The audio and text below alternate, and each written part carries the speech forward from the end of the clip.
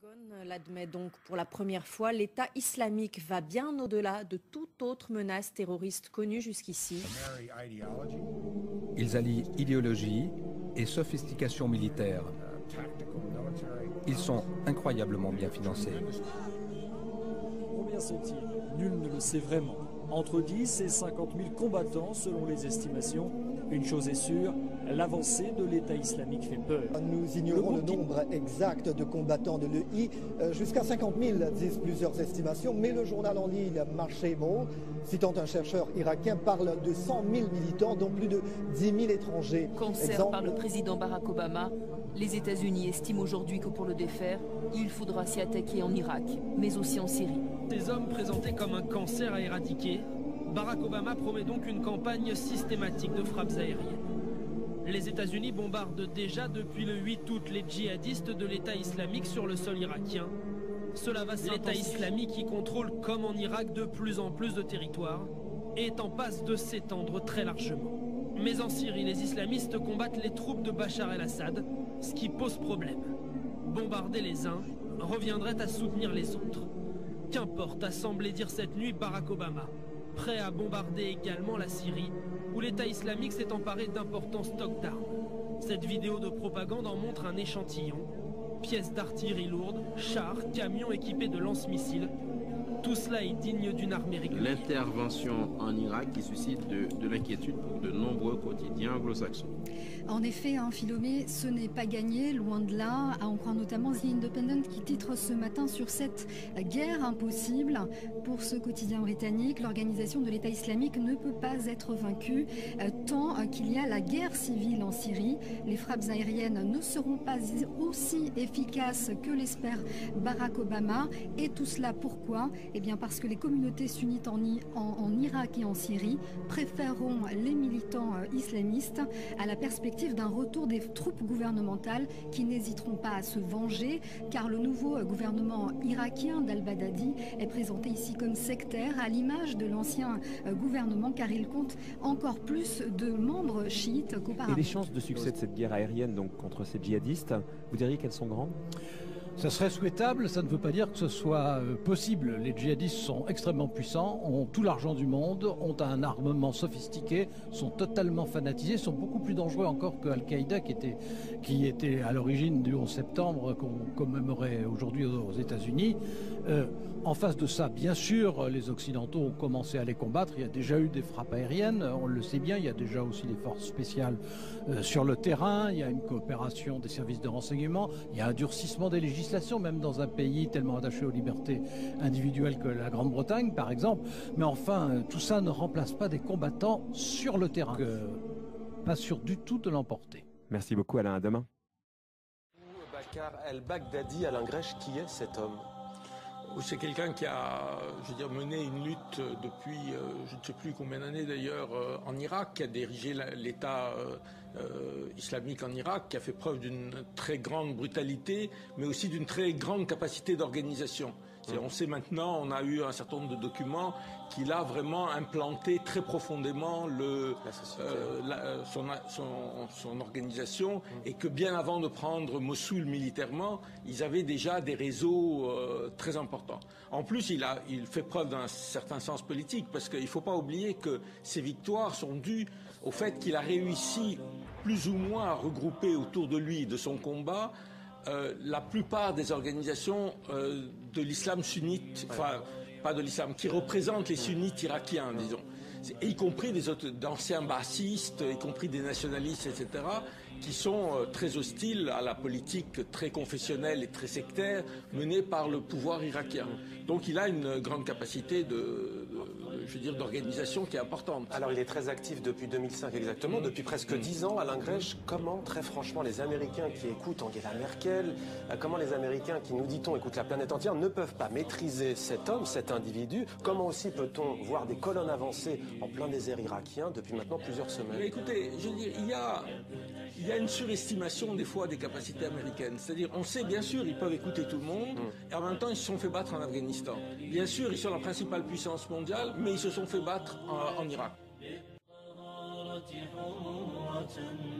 أبشر بأحمد يا شهيد خليل صبرا يا حمصا ثباتك عزة ترعى صمودا فالطغاة قليل فيك الإباء يا حماة سجية ادلب شموخك في السماء. Plus que 400 000 aujourd'hui dans la région de Ninive. Ils sont désormais tous sur les chemins de l'exil. Pour la première fois depuis 2000 ans, il n'y a plus de chrétiens dans la ville. Les 3000 derniers résistants ont fui pour se réfugier dans la province kurde voisine. L'État islamique leur laissait le choix entre la valise et le cercueil. En Irak, la communauté chrétienne de Mossoul a fui la ville, cédant à l'ultimatum des djihadistes. Elle avait le choix entre fuir avant samedi midi, se convertir à l'islam ou accepter de s'acquitter d'un impôt réservé aux non-musulmans.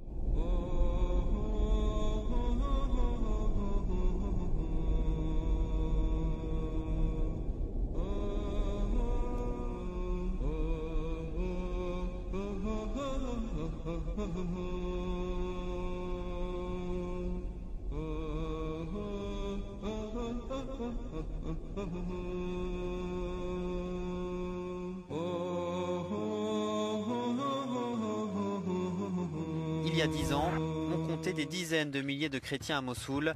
Avant l'arrivée des islamistes il y a un mois, il n'était déjà plus que 5000, environ 200 sont restés depuis.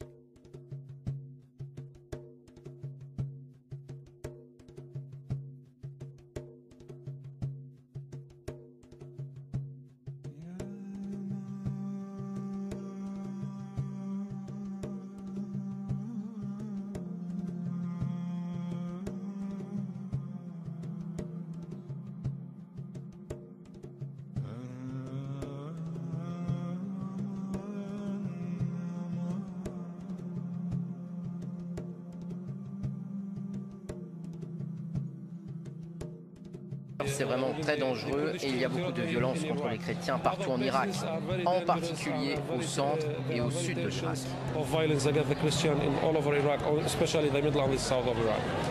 Conséquence des violences et des guerres successives, les chrétiens sont de moins en moins nombreux en Irak. Selon l'ONG Porte Ouverte, ils seraient aujourd'hui environ 350 000 contre plus d'1 million au début des années 90.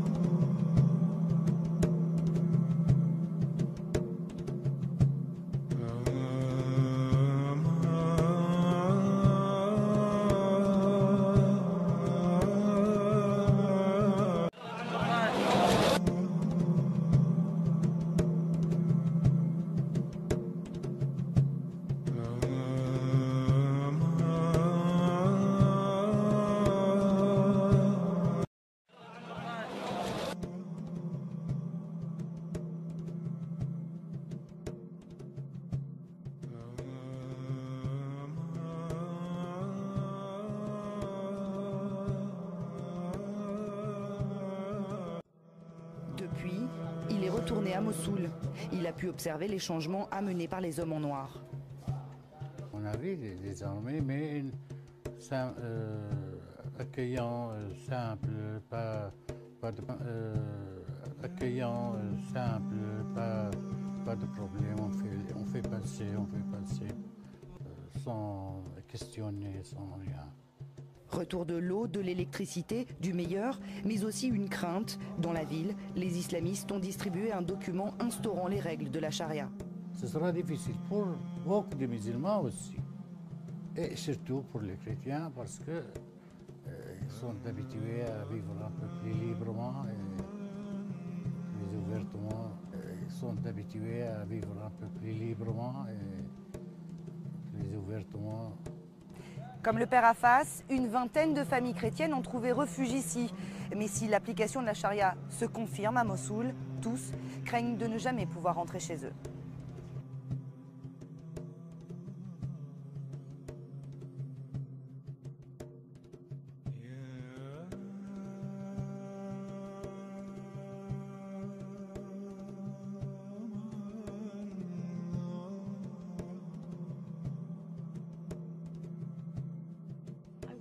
women here feel pressured to adopt Islamic dress in place of traditional and, to me, equally modest African head covering.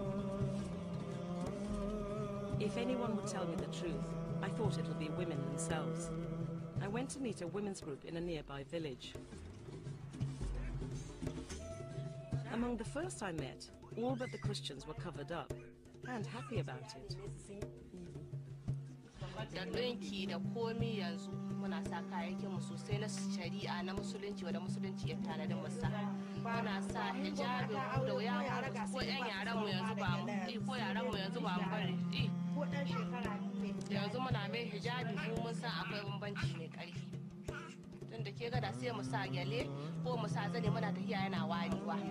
Muna tafiya yana budewa amma yanzu ke ga in muka sa hijabin mu shi kenan in ba dai kai ka cire shi da kanka ba ya abun ba kuma ko daurin zanen mu muna yin abun mu ya kai har bisa kafafu gaskiya hajiya mu shari'a ta taimaka mana kwarai mun samu ci gaba kwarai na shari'a akwai yan caca akwai yan shaye-shaye akwai karuwai amma saboda tsayar da shari'a gara an kai yanzu wannan abin da babu shi sannan kuma ke ga yarima yanzu gaskiya ya buɗa mana san takatanin muna ta karuwa mana mun samu ci gaba da mazaje suna cutar da mata ba kadan bayan saboda yin shari'a da akwai jin tsoron ka cutar da mata a kai kotu dan ka san cewa za a hukunta ka ko saboda haka shi dan ma abin tsoro ne a kanka dole ka kauce ka so zama lafiya da mace don akwai an su da aka hukunta kamar nan kotun maru akwai wani da ya mara matar shi daga bayanci an zo an hukunta shi alƙali ya bai hukunci kan diyatsa ɗaya 5,000 diyatsa ɗaya 5,000. These women clearly feel they benefit from Sharia law. سنة بعد قرآن في الجنة حورية سنة بعد قرآن في الجنة حورية سلامي على الشجعان سلامي على الخلان سنة بعد قرآن في الجنة حورية سنة بعد قرآن في الجنة حورية يلا يا مسلم قوم في الجنة حورية يلا يا مسلم قوم في الجنة حورية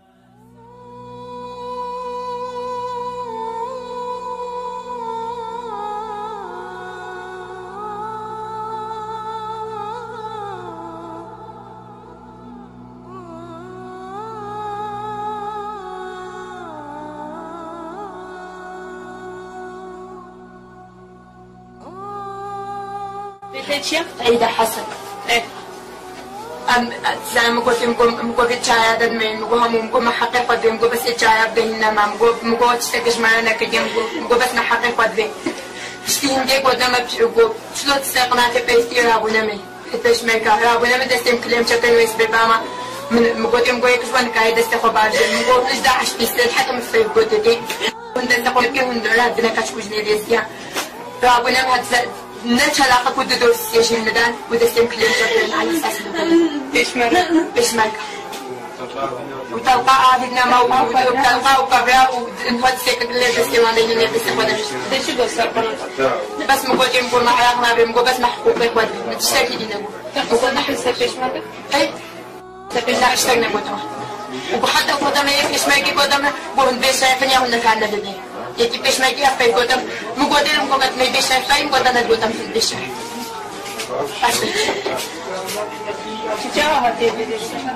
أنا طلعي على بس كشن دال مثل كده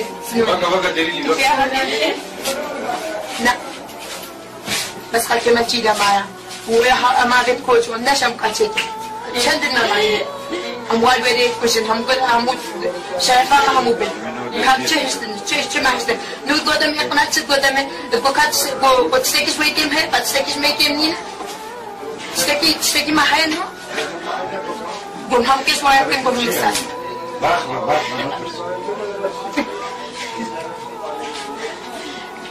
شديش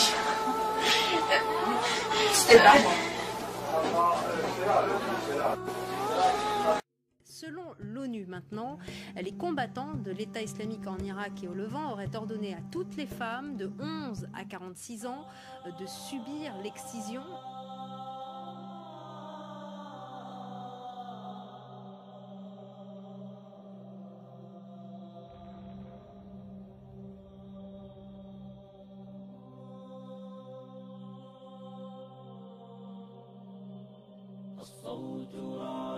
France 24, on était les premiers à se poser la question, à décortiquer ce faux communiqué. On a essayé de joindre l'ONU, on n'a pas eu de retour jusqu'à l'heure, mais tout laisse entendre, en tout cas, que c'est un faux, que c'est basé sur un faux. Et d'ailleurs, ce genre de pratique n'est pas du tout commun au Moyen-Orient. Ce n'est pas du tout l'excision, voilà, ce n'est pas du tout écrit dans le Coran. C'est une pratique plutôt culturelle ou c'est des coutumes, si on peut dire ça, en Afrique, en Égypte, certes, parce que 90% des femmes en Égypte sont sujettes à ce genre de pratique, mais ça n'a jamais été le cas au Moyen-Orient. Et voilà, dans tous les cas, l'État islamique en Irak au Levant, l'État islamique en Irak avant lui, l'État islamique aujourd'hui avec la déclaration du califat et tous ces bouleversements, il ne s'est jamais prononcé sur cette affaire. Donc ça veut dire qu'en période de guerre, en situation de conflit, les informations, tout est intoxiqué. Ça veut dire qu'il y a beaucoup de propagande? Malheureusement, oui, il y a beaucoup de propagande. Il y a des gens zélés qui veulent servir leur camp. Donc, et j'insiste à dire que je pense, et même c'est très sûr, que la représentante de l'ONU, elle a été induite en erreur. Et donc, voilà, elle a peut-être de bonne foi cru quelqu'un qui lui a fait parvenir ce communiqué. Elle n'a pas pu peut-être vérifier la date, la signature et tous les détails que les gens lambda ne peuvent pas soulever. Il faut être vraiment spécialisé là-dessus. Donc moi c'est mon cas, Charles Lister c'est le cas, le correspondant de Foreign Policy à Beyrouth, pareil, il a soulevé les mêmes points.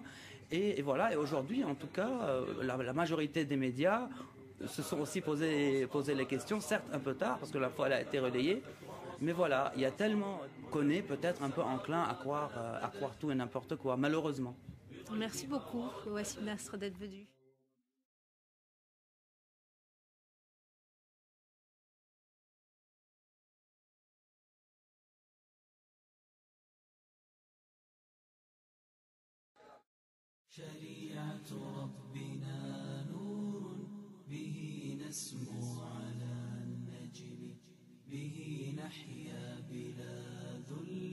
Vous vous trouvez actuellement à Damas, capitale syrienne. Je vous remercie infiniment d'avoir eu la gentillesse d'accorder cet entretien à la radio francophone iranienne. Monsieur Mason. Pourquoi? Parce que les États-Unis sont des donneurs d'ordre de l'Émirat islamique. Et ceci est désormais prouvé d'une manière certaine, puisque nous avons des photographies montrant le prétendu calife des croyants d'Irak, là, M. al-Baghdadi,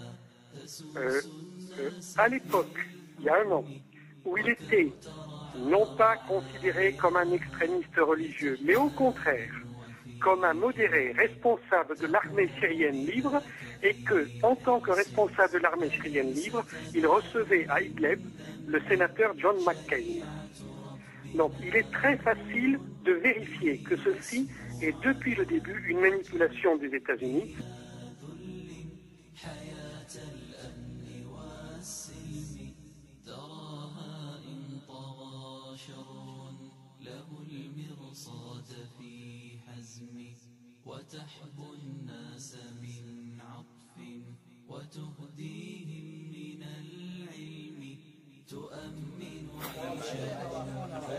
محمد نور إلى شماله وإلى يمينه في الخلف أبو يوسف، وهو الذي ختم جوازات سفرنا في أثناء رحلاتنا في المركز على معبر باب السلام.